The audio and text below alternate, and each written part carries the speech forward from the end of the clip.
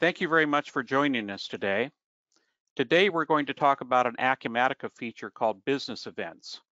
And what business events can do is monitor your Acumatica data and based on certain conditions, then send emails to customers, vendors, any outside entity, or even an internal entity. So today we're going to talk about a specific business event where we are going to send an email to a customer when their invoice is due 15 days from now. And the email is going to have information about the invoice, and it's even going to attach a copy of the invoice, reminding the customer that they have this invoice coming up to be paid. Business events are made from building blocks from other entities within Acumatica. Those entities include generic inquiries, notification templates, and automation schedules. So the business event will reference each of those entities.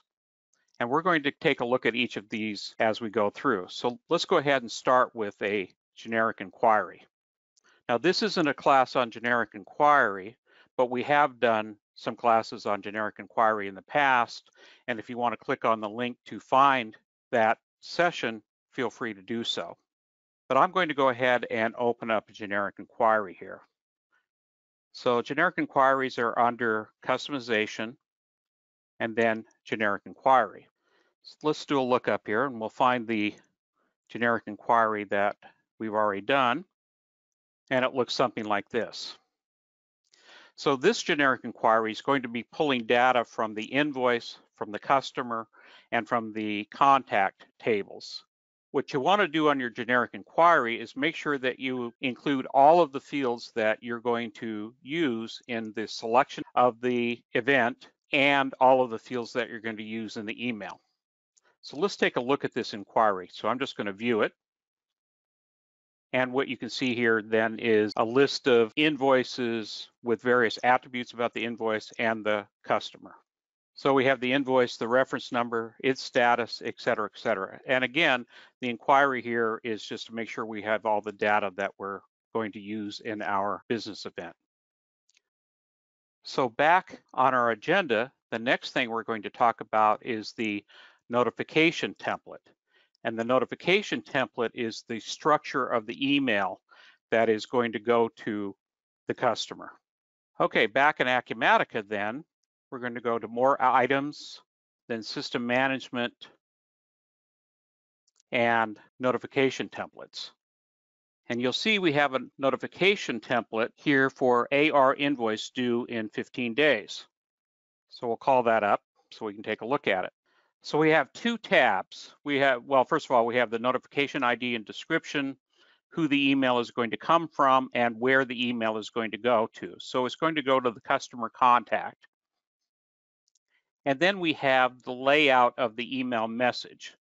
Now notice in the layout of the email message, we've inserted various fields. And that's done by pressing the insert button and then choosing data field.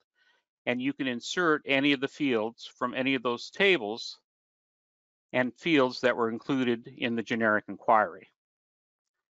In addition to that, we've also attached the report. Well, the report we're going to attach is the invoice itself, and we're going to filter the invoice by the document type.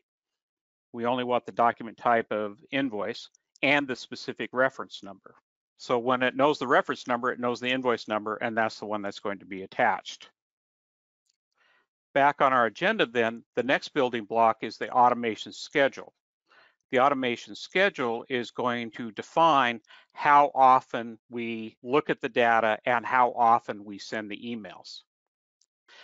Here we are back in Acumatica, going to go to more items, system management, and under system management, look at automation schedules.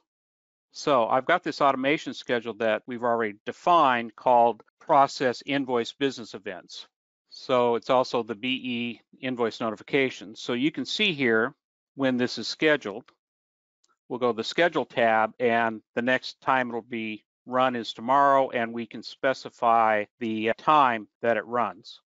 Anytime that you do an automation schedule, you want to make sure that you selected the option to make it active. You don't want an expiration date, and you don't want an execution limit. So you want to make sure that you check those values, and then you can do the schedule. Now that we have our building blocks, we have our generic inquiry, our notification template, and our automation schedule, we can now create the business event. So now we're going to look at that email. So the business event is triggered. Let's go ahead and take a look at the email. So I'm going to go to System Management and look at emails pending processing. And it's admin that sends the email, so we'll deselect that option. And you can see here, we have this email that's been generated. So let's go ahead and click on it. So the email is from admin. It's to the contact. This should look familiar. When we were looking at the notification template, it had this information. And then if we look at the files, you can see that the invoice is attached, and we can even drill into the invoice. So as a recap, we talked about the building blocks for the business event. We must have a generic inquiry that pulls the data. We have to have a notification template that defines the structure of the email message and whether we're attaching documents to the email. We have to have an automation schedule to define when the emails are going to be sent, and all of those things are pulled together in the business event itself. Again, thank you for your time today. You can find us on LinkedIn. You can also contact us at erp@nimsassociates.com and the phone number that's on the screen. We encourage you to give us a call if you have any questions or if you want to make suggestions on what tips and tricks you would like to see in the future.